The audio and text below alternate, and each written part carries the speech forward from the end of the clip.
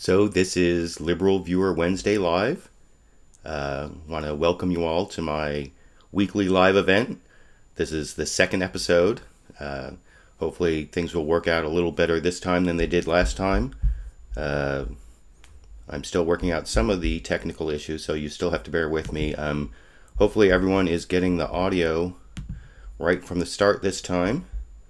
Let me see if I can check the comments here. Am I getting comments? Yes. Is anyone, can everybody hear me out there? Hello? Can you hear me out there? Let me refresh this and see if I'm getting comments here. Okay, good. The first thing I wanted to start with is I looked over the comments from the video that I posted last week, LiberalViewer Wednesday last week, and I saw this comment I want to start with from Christopher B. See, look at my use of special effects. I can actually put images up there. Hopefully that's working. Christopher B. asks, when you are done with this live event, will you go through the comments again? Well, obviously, from answering this question, let me go back to me here. I read every single comment posted on my videos, or for a more complete answer to that, I read all the emails that YouTube sends me notifying me of comments. That used to be that I would get the full comment for everyone who posted a comment, but not for the people who replied to comments. Now I actually get emails even when people are replying to each other on my videos. But now YouTube actually cuts it off, I think like 200 or 250 characters. So if I just read the email, I only get, if people write 500 characters, I only see about half of it unless I decide that it's worth going and reading the rest of the comment, which sometimes I do and sometimes I don't. But I read at least the first half of every comment these days. I used to read all of the comments, but none of the replies. So, and Christopher B., I actually looked back through the comments. He asked a couple questions about the Federal Reserve System, which I actually don't know that much about. I mean, I'm a lawyer, so I know the case of McCullough versus Maryland that says that the federal government can form this national bank, and that's sort of the forerunner of the Federal Reserve System. I think he was asking if the Federal Reserve Bank is a private bank, and it's kind of a hybrid. It's chartered and it's under congressional supervision, the Federal Reserve Bank, and the president, the executive branch, also has powers, like Ben Bernanke, the chairman, is appointed. But the reason it's not directly a government agency is to try to get it to be more of a independent agency, so that when the Federal Reserve makes decisions about monetary policy, it's not seen as political, although that isn't always successful. Like I said, this is going to be a regular thing on Wednesdays, and I'm going through the comments. I actually noticed when I first posted this, I got a comment for two. Let me see if I can put this up. Fox Fauna Video asked, I'm looking forward to the live event. I hope he addresses Rand Paul's filibuster to delay a vote for CIA Director Brennan and the recent death of Hugo Chavez. I don't have a lot to say about the second thing, Hugo Chavez. People on the left have kind of different views of Hugo Chavez, or it kind of divides people on the left, I guess. Because Hugo Chavez did a lot of good things for the poor people of Venezuela, but he was also a demagogue. And, I recently posted to my Facebook page a video I made in 2006, which was mostly made up of Daily Show clips, back when Hugo Chavez went to the UN and said that George W. Bush left a sulfur smell, the devil must have been here, and that maybe people wouldn't take Hugo Chavez seriously because he was talking in such hyperbolic terms about George W. Bush. And when I made that video, I actually went and I watched a bunch of stuff that Hugo Chavez did in Venezuela. He used to do like these hour-long like comedy things, stand-up routines almost, where I can't even remember what he called Bush. Was it Mr. Danger, Mr. something? I can't remember. But he was definitely a demagogue, and I don't think that he really respected the civil liberties that I think he had megalomaniacal tendencies. But on the other hand, given what goes on in Central and South America, with the haves taking so much from the have-nots, when someone does something for the poor, it's definitely notable. So I guess I did have some stuff to say about Hugo Chavez. But regarding Rand Paul's filibuster, what's fascinating about that for me... Oh, I should put myself back up, right? What's fascinating about that for me is that what he's filibustering is something I really agree with. This whole use of drones to possibly target U.S. citizens on U.S. soil. I just made a video about that where I complimented Lee Doran, who's also a YouTuber on the Polypop Network, who got to ask President Barack Obama a question about whether drones could be used to strike U.S. citizens on American soil. And at that time, Obama didn't really rule it out. And more recently, Eric Holder has now said that that could be possible. And I really respect what Ron Paul is filibustering, to get more information about the use of drones. I mean, it's not that drones couldn't possibly be used on U.S. citizens on U.S. soil, because, the FBI and SWAT teams, they already, undertake operations on U.S. soil, and the use of drones is like another weapon in those kinds of situations where they're trying to, like Waco, or not that I'm endorsing what happened at Waco, but the use of drones themselves is not really the issue. It's this targeted killing executions, is because the Obama administration has not really released what the rules are, and the rules they have released have been kind of bogus. It leaves a lot of questions open as to whether they mean that they can decide someone, a U.S. citizen on U.S. soil, needs to die and just execute them with the drone. That obviously, hopefully, is totally out of bounds in terms of, constitutional powers of the president. If they're saying that they're going to use drones as a possible weapon, with the SWAT team or whoever goes in and, police situations, I mean, I still have some problems with the use of drones, but I mean, I could see how that could happen. But anyway, so I really agree with Rand Paul on what he's filibustering. And but what's really fascinating for me is the way that it shows some of the things he said during the filibuster are totally on the opposite side. Like he spent a few minutes during the filibuster saying that we should rethink the Lochner case. Back in I think it was 1905, the Supreme Court decided this Lochner case that said that there was a right to contract protected by the U.S. Constitution that prevented the federal government from regulating.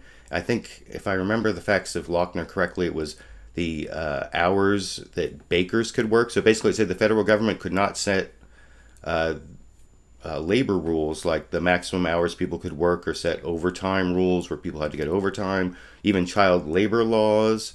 I mean, there are a whole bunch of federal regulations for health and safety that the Lochner court, for like 30 years, from 1905, a little less than 30, to the New Deal, when it was finally overturned, so that the New Deal legislation could go forward.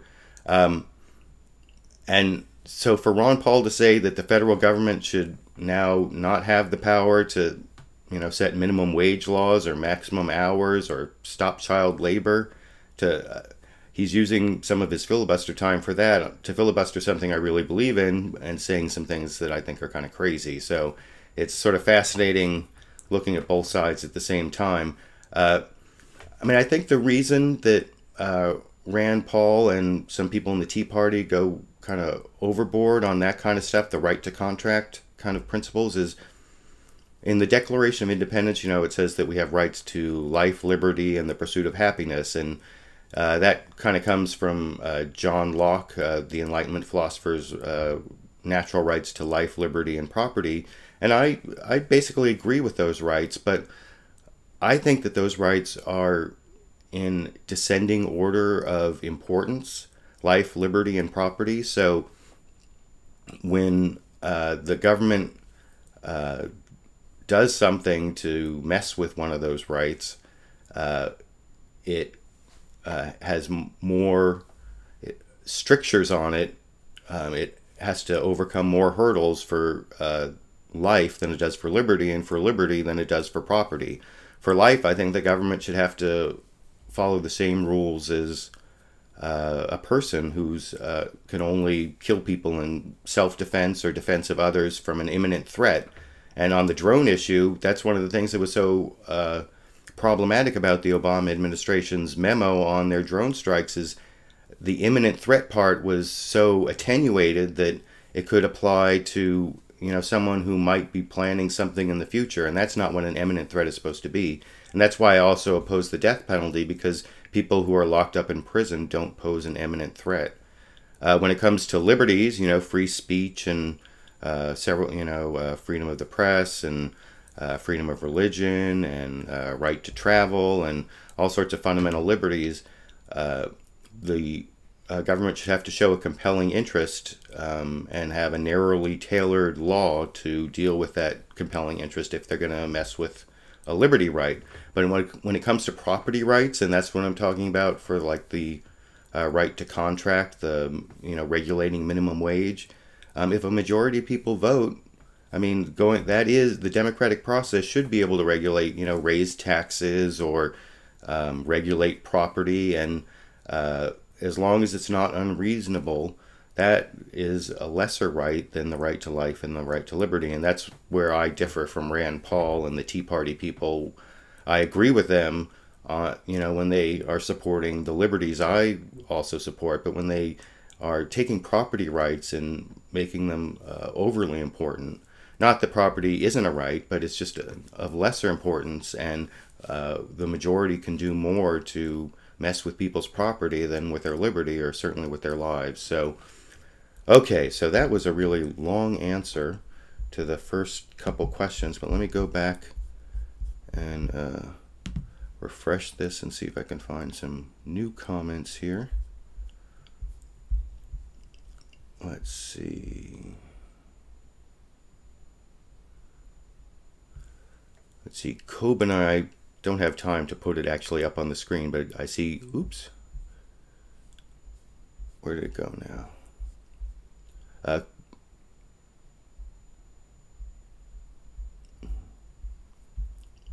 Says, okay, Rick Balderas asks, okay, whose kid is the kid's voice that intros your videos? Well, I've told this story before, but when I started my YouTube channel back in July 2006, I was a stay-at-home dad, which I still kind of am, and my daughter at that time was about 5 years old, and she was home for the summer, most of the summer, so I made her a deal that if she would spend some extra time playing quietly and let me start learning how to make the videos and upload them, that I would start and end all my videos with her voice. So, and I updated it once when she was a little older with better quality audio at the beginning, but the LiberalViewer presents and the giggle at the end of my video are my daughter, who's now about 12 years old. So that is the kid at the beginning and the end of my videos. I've actually been thinking of updating it because, of course, my daughter at this point doesn't really care. She thinks that news and politics are very boring, and she is a big fan of some LP gamer videos. So I may actually update the intro to my videos at some point, but that is the story behind who is the intro now. So let me scroll up a little and get another question. Let's see. Let me see. Oh, I need 11 new comments here.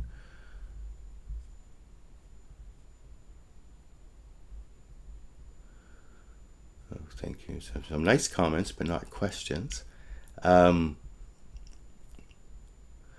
Don't shoot, then 00B asks, for the death penalty, would you be for or against in extreme cases like the Aurora shooting? Well, I'm against the death penalty for several different reasons. The first one I already mentioned, that is that I don't think the government should have the power to take someone's life unless they're doing it to respond to an imminent threat of death or serious bodily injury against, the nation itself or against some third party. Those are the same rules of self-defense that individuals have to follow. So I think we can safely keep people in prison for life.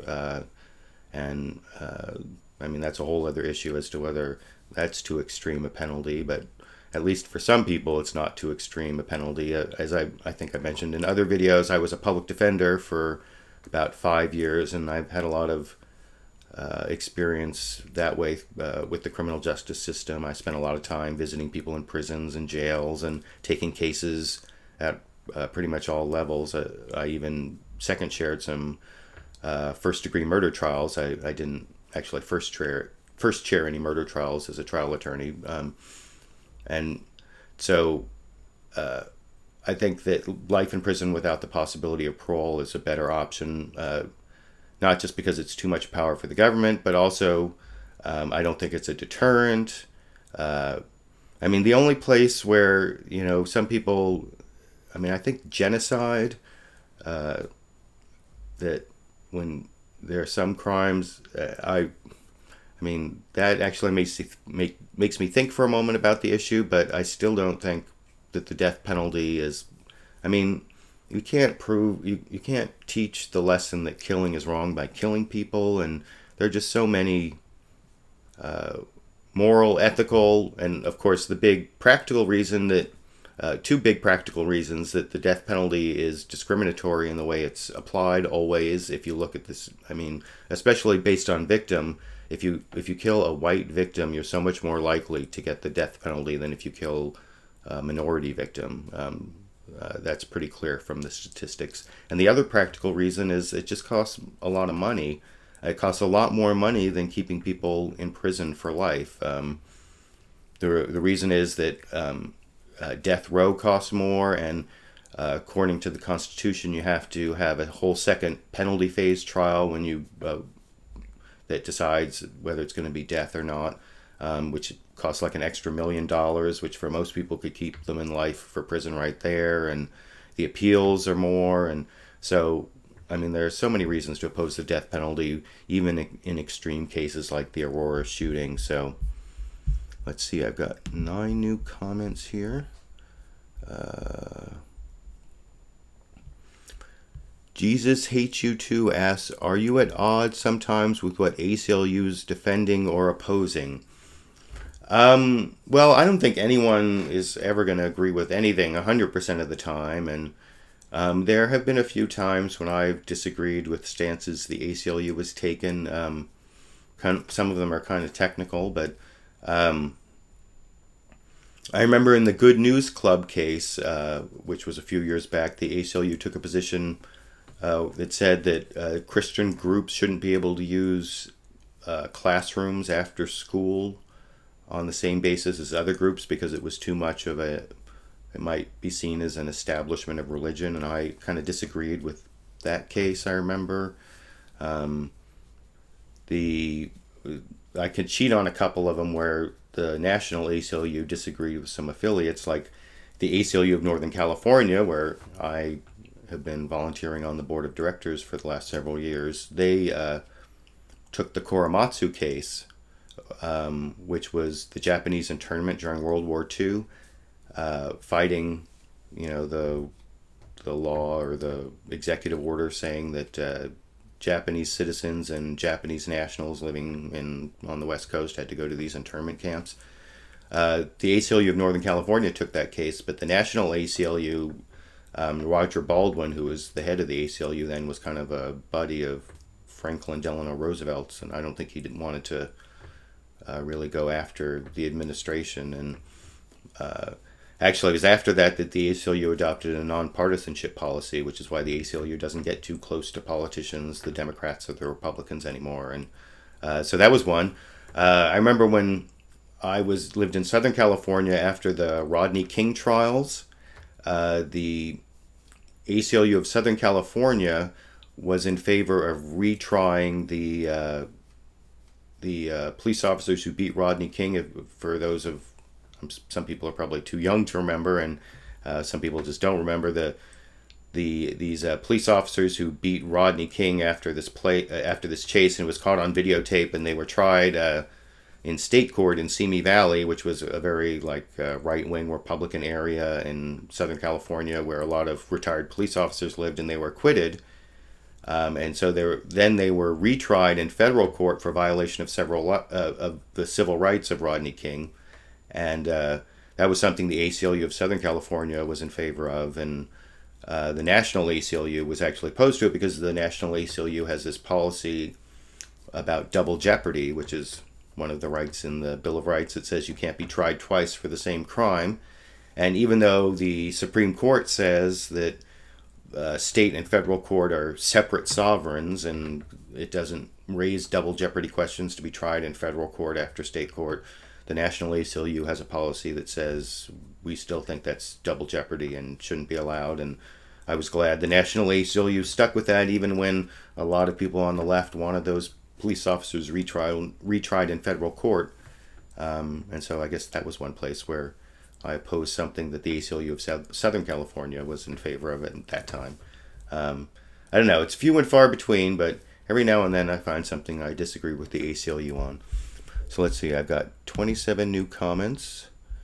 And oh, it's already 4:55 here. Let's see. Han Chin asks, any thoughts on immigration reform? Well, I talked a little bit about comprehensive immigration reform in LiberalViewer Wednesday last week. I think that it's likely that something's going to pass just because the Republicans are scared of their poor showing, not just with Latinos, but even with Asian voters. They just, anyone who has immigrants in their family tree in like the last couple generations had a bad feeling about the way the Republicans were demagoguing the immigration issue, I think. So I think that there will be some kind of comprehensive immigration reform, and it will include, I don't know if it'll be like a pathway to citizenship or a roadmap to citizenship or what they're going to call it, but you know, there are 11 or 20 or million people who are undocumented living in the United States, and I hope they do end up passing something, and I think they will. I just hope that it's not too harsh, that, you know, the whole E-Verify system I don't think works very well, and I'm sure that if they do pass something, that will probably end up being part of it.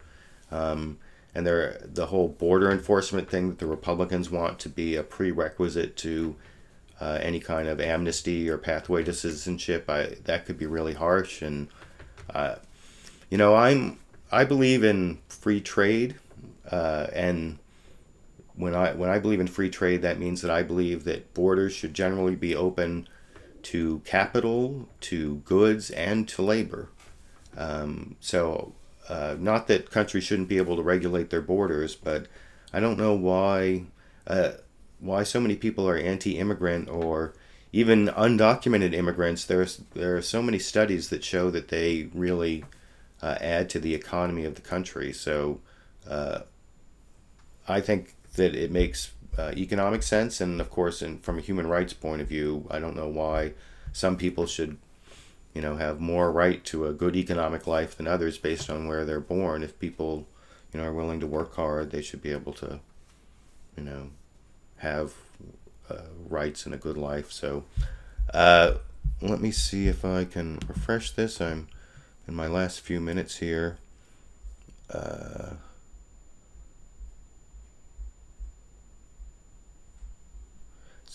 Dewey Swan asks, I just arrived, so I don't know if it's been asked yet.